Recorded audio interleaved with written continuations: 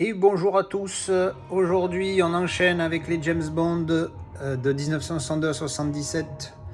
Alors le prochain on a fini avec Goldfinger, le prochain c'est Thunderball, You Only Live Twice, On Her Majesty's Secret Service, les trois suivants. Donc on va voir ce que ça donne, le disque est dans le lecteur, les fraises sont prêtes à être dégustées devant le film, allez c'est parti.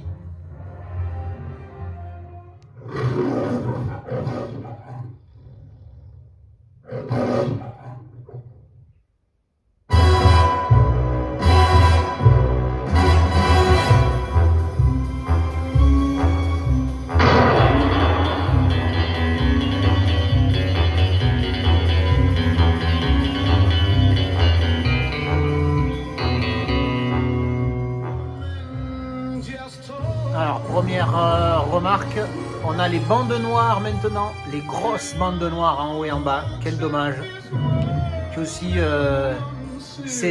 les méchants, c'est des Français apparemment dans celui-là. En tout cas, au début, c'était un petit Français. Allez, à tout à l'heure. Alors, un truc que je trouve complètement con dans des films, c'est que, suivant dans les pays où ils sont, alors je comprends bien que pour la compréhension du film, il faut garder le même langage tout le temps, mais pour des petits passages comme ce que je vais vous montrer, en espérant ne pas me faire striker par YouTube, je trouve ça complètement débile parce que là, on voit bien qu'on est à Paris, puisqu'il y a la Tour Eiffel. Hey, no parking here. Et le mec est... Pardon, monsieur l'avocat. Et no parking here. Genre, le policier français va arriver et d'entrée, il va parler en anglais au mec. Surtout qu'en plus, la bagnole volant à gauche, c'est pas une bagnole anglaise, alors il aurait pu assumer si le volant était à droite ou quoi. Bref, c'est... bon, je trouve ça un peu con dans les films, des fois, quand ils font ça. Alors évidemment, si c'est des personnages... Alors je pense tout de suite à Octobre Rouge. C'est sûr que si les mecs parlent russe tout le film et qu'il faut se taper les sous-titres, je peux comprendre. Mais pour des petits passages comme ça, où le mec, il dit juste une phrase de 3 secondes, voilà, je trouve ça un peu con, mais bon, c'est parce que je suis bien chipoter, moi, je suis un chipoteur. Et voilà, Thunderball, c'est fini. Alors celui-là, je sais pas, il m'a pas accroché du tout. Je vais mettre 5. Et j'ai surtout pas aimé les effets spéciaux. Alors les effets spéciaux étaient d'une dégueulasserie. Intéressant ce qu'on vient de voir là, filmé en 4K. Scanning 4K, il y avait écrit. Ils vont peut-être sortir une édition 4K de tous les James Bond à un moment donné, si c'est pas déjà fait. Hein. J'ai checké, j'en ai pas vu, mais peut-être qu'il y en a. Enfin bref, dans tous les cas, j'investirai pas parce que bon, voilà, faut pas déconner quoi.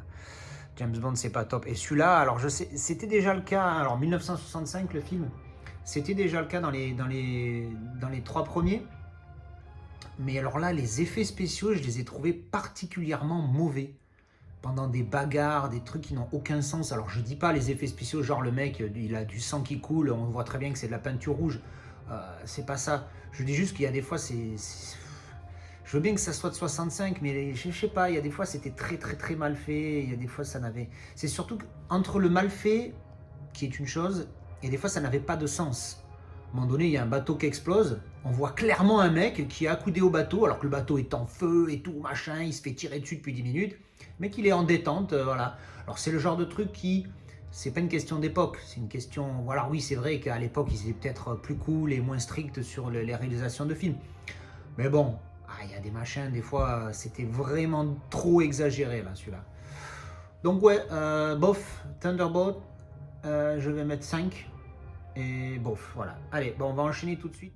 Le suivant qui est donc You Only Live Twice. Allez, c'est parti.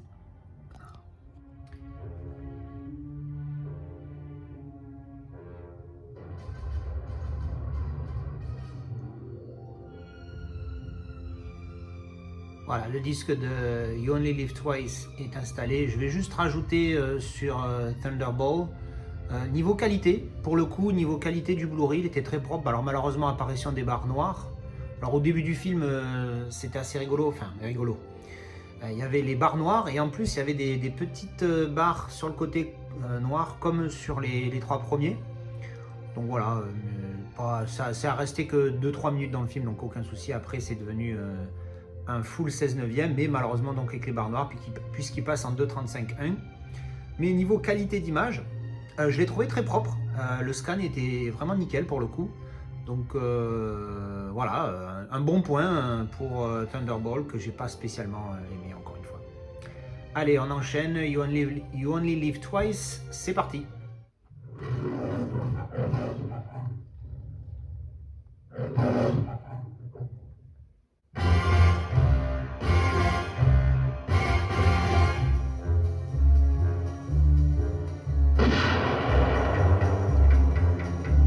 Alors, on s'en lasse pas de ce petit début de film.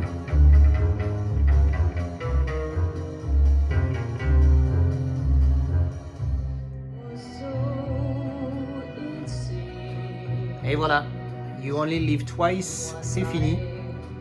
Alors ben celui-là j'ai bien aimé, il était pas trop mal. Alors, je mettrais un bon 6, un bon 6. Ça vaut pas un 7, mais voilà, c'est un bon 6.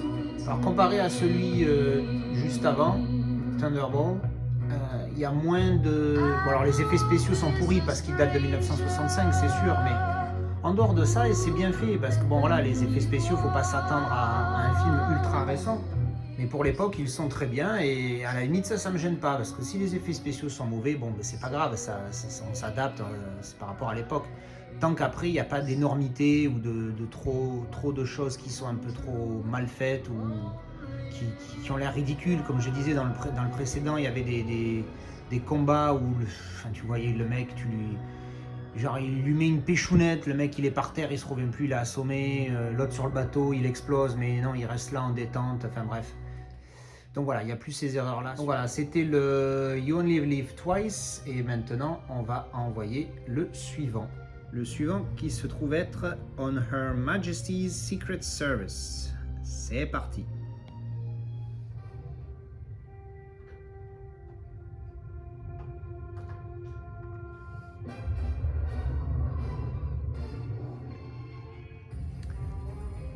Alors voilà, on a mis On Her Majesty's Secret Service. Alors une petite précision que j'ai pas faite juste avant, en fait, oh, il y a Telly Savalas dedans, j'aime bien Telly Savalas. Oui, ce qui est bien, c'est que j'ai remarqué à chaque fois, il y a un petit clin d'œil dans différents pays. Un coup, il y a un petit clin d'œil à la France avec des acteurs, des méchants français, et là, les méchants et les gentils, parce qu'il y a des deux, ça se passe un peu au Japon, il y a un clin d'œil au Japon, c'est pas mal. Donc voilà, on va envoyer On Her Majesty's Secret Service, et c'est le premier James Bond que je vais regarder où il n'y a pas Sean Connery.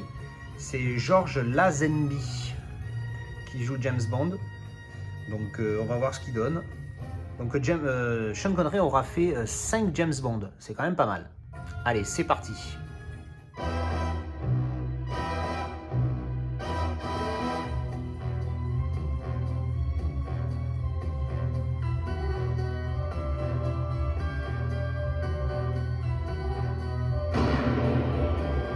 Déjà vu le changement d'acteur là. Allez, à tout à l'heure.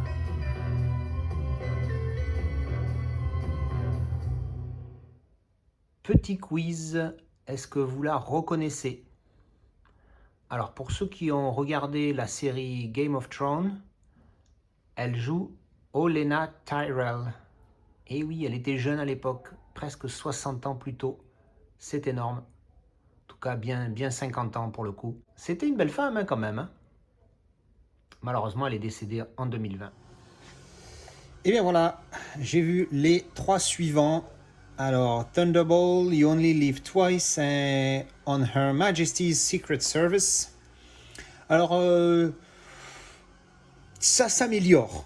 Voilà, niveau effets spéciaux, tout ça, c'est un peu mieux. Alors, on est toujours dans les années 60, mais ça s'améliore quand même. Donc j'ai vu le seul et l'unique film de James Bond avec l'acteur George Lazenby. Donc c'est le seul James Bond dans lequel il a joué. Et ben c'est dommage parce que j'aime bien. J'ai envie de dire que, alors malgré le fait que je sois un gros fan de Sean Connery, je pense qu'il est meilleur. Il est meilleur que lui. George Lazenby, il est meilleur que Sean Connery pour moi en James Bond. Donc bon, c'est dommage qu'il en ait fait qu'un. Je l'ai trouvé mieux, voilà. Bon, malheureusement, je le verrai pas dans un autre, mais il le joue très bien dans ce film-là. Ensuite, pour parler un peu de globalement des trois, bon, c'est toujours comme d'habitude, hein, c'est James Bond le super-héros. Oui, j'ai un cure-dent. C'est James Bond le super-héros qui va sauver le monde parce qu'il y a un méchant qui veut détruire la planète ou prendre contrôle de la planète. Ce que j'ai remarqué, c'est que, bon, en tout cas dans ceux-là, j'essaye de ne pas penser aux récents que je connais bien, ou enfin que je connais tout court. C'est le côté différents pays. On voit souvent il y a des présentations ça se passe souvent dans d'autres pays, des présentations de différentes un peu cultures. Par exemple, dans You Only Live Twice, ça se passe au Japon. Donc c'est sympa, il y a un petit peu la culture japonaise qui se met au milieu. Donc bon, c'est assez sympathique. À noter aussi que jusqu'à présent, je crois qu'il n'y a pas un seul James Bond que j'ai vu où il n'y a pas un petit clin d'œil à la France ou à la langue française. Parce que quand ils vont dans des restos ou quand ils vont dans des clubs, il joue tout le temps aux cartes, le mec. Il joue à un jeu que je connais pas, donc ça doit être un vieux jeu qui est certainement plus pratiqué. C'est rigolo parce que les cartes sont tellement anciennes qu'à l'époque, ils mettaient pas les index des cartes, il n'y avait pas les chiffres et tout sur les côtés. Bref, ça c'est un petit détail, mais bon. Et à chaque fois qu'il joue dans un casino, les croupiers parlent français. Alors dans le dernier, là, ils parlaient français avec un accent de je sais pas où, mais c'était pas des francophones. Alors qu'avant, c'était des gens qui parlaient français avec un bon accent français, donc des francophones. Donc c'est assez intéressant. Et ce qui fait dire que à cette époque-là, la France, elle avait quand même une resplendissance au niveau mondial assez intéressante. On se foutait pas trop de notre gueule et on était un pays important. De nos jours, avec bon allez, je vais pas rentrer dans des débats politiques, mais bon, c'est plus ce que c'était malheureusement. Espérons que ça revienne un jour. Alors oui, je faisais une allusion tout à l'heure dans Her Majesty's Secret Service à Diana Rigg qui joue Olenna Tyrell dans Game of Thrones. Et c'est rigolo parce que non seulement elle joue dans Game of Thrones 50 ans plus tard, mais dans le film, à un moment donné, elle dit je paye toujours mes dettes. Allusion à la femme, à la non-devise des Lannister, même si c'est pas une Lannister. Mais bon, c'est rigolo qu'il y ait elle plus cette phrase. J'ai trouvé ça énorme 50 ans plus tôt. Enfin, je pense pas que ça soit fait exprès, mais c'est quand même un petit clin d'œil assez énorme. Alors jusqu'à présent aussi, j'ai remarqué beaucoup de références aux anciens 007. Je pensais pas qu'il ferait autant de références aux anciens 007 dans les suivants. Donc il y a des clins d'œil, il y a des images dans des anciens films qui ressortent sur des photos, des trucs comme ça. Et puis aussi il y a le fameux Spectre, donc Spectre, qui en fait, ils ont fait le Spectre, le dernier James Bond là, c'est un Spectre, il s'appelle Spectre, mais enfin en version originale il s'appelle 007 Spectre. Et en fait, Spectre, c'est déjà dans les premiers. Hein. Dans les premiers, il y a le Spectre. Donc c'est assez intéressant de voir comment ça évolue après. C'est rigolo d'en avoir vu des récents et puis de commencer enfin à voir les originaux. Et entre autres, je pense à une référence où à un moment donné, il y a un blason qui est dessiné pour montrer, ou alors en l'honneur de James Bond, je ne sais plus exactement, où la devise c'est « The world is not enough », qui sera 30 ans plus tard un titre d'un James Bond. Donc je pense que tout ça c'est un petit peu fait exprès parce qu'après c'est l'auteur Ian Fleming qui, je pense, dans les livres a fait ces références là parce que bon, lui, étant donné qu'il les a tous écrits, je pense, hein, je ne suis pas sûr là-dessus, il a ça dans sa tête et il les a ressortis au fur et à mesure. Alors après on va parler alors qualité des films. Alors déjà j'ai remarqué un truc avec les sous-titres, c'est très bizarre parce que alors le mixage son est dégueulasse. C'est horrible. Je sais plus qui c'est que j'ai entendu dans une vidéo expliquer ça, mais c'est vrai que quand c'est doublé en français, du coup les langues en français sont plus audibles que dans les versions originales, ou surtout en anglais, où les langues, le mixage des langues est mal fait, enfin des voix pardon, est mal fait, ce qui fait qu'on galère un peu des fois à comprendre ce qu'ils disent. Alors du coup je me frappe les sous-titres. Donc bon, c'est pas bien méchant parce que bon, ça m'arrive régulièrement. Mais ce que j'ai remarqué au niveau des sous-titres, c'est que par exemple dans You Only Live Twice ou dans le dernier On Her Majesty's Secret Service que j'ai vu, par exemple à un moment donné il y a des Allemands, ils parlent allemand et le sous-titre c'est écrit en allemand. J'ai choisi sous-titre anglais, mec. Explique-moi comment ça se fait que je lis de l'allemand où je comprends rien. Bref. Pareil pour le Jap, dans You Only Live Twice, et à un moment donné il y a des Japonais, ils parlent entre eux, alors quand ils disent arigato, sayonara et conneries comme ça, bon ça va, mais quand ils commencent à faire 2-3 phrases assez longues où ils parlent entre vilains, balance la traduction, on comprend rien. C'est un petit peu dommage, mais bon. Au niveau de la qualité d'image des Blu-ray, je dois reconnaître que le dernier, il était pas mal. Hein. En Her Majesty's Secret Service, il est vraiment propre. Hein, et je ne m'attendais pas à un truc aussi bien, mais il est très propre. Donc bon, c'est une bonne satisfaction pour un film de 1969. Je finirai en disant que c'est vrai quand même, on a l'impression que dans les James Bond, ils essayent de show off, de se la péter de tout ce qu'ils savent faire au niveau action, effets spéciaux, etc. Donc c'est assez rigolo de voir... ils en font trop. Par exemple, le dernier, en Her Majesty's Secret Service, alors je dis le dernier, c'est le dernier que j'ai vu, il est trop long, il fait 2h20. C'est trop long. Il fait facilement 30 minutes de trop. Il y a des longueurs par moment. C'est dommage parce qu'il est bien, mais il y a des longueurs par moment. Les scènes d'action, elles durent un peu trop, puis il y en a beaucoup.